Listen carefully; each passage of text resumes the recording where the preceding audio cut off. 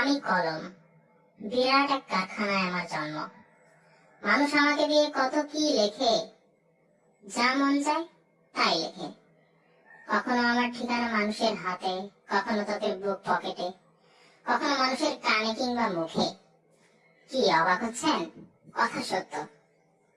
লেখার পাশাপাশি মানুষ আমাকে দিয়ে কান চুলকায়, কখনো বা আমার পশ্চাৎ দেশে কামড় মারে, কখনো আনমনে আমার পেছন চুষতে চুষতে আমার কালি দিয়ে মুখ ভরিয়ে দেয়।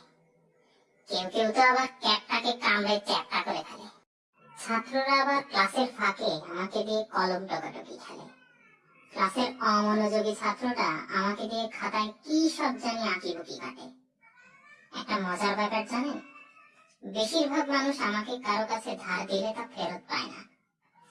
সবসময় যে আমার সাথে এমন কিছু ঘটে এমন নয়। আমাকে ব্যবহার করে অনেক মানুষ সফল হয়েছে। মানুষ তার জীবনের অনেক স্মৃতি জমিয়েছে, মানুষের চিন্তার প্রসার ঘটেছে। এভাবে ব্যবহার হতে হতে একসময় আমার কালি ফুরিয়েছে, আমি হয়ে গেছি ব্যবহারের অযোগ্য। আমার শেষ ঠিকানা হয়েছে ডাস্টবিন। তবে যাই হোক, মানুষের জীবনের মহৎ কিছু কর্মের সাক্ষী হতে পারাটা আমার সার্থকতা।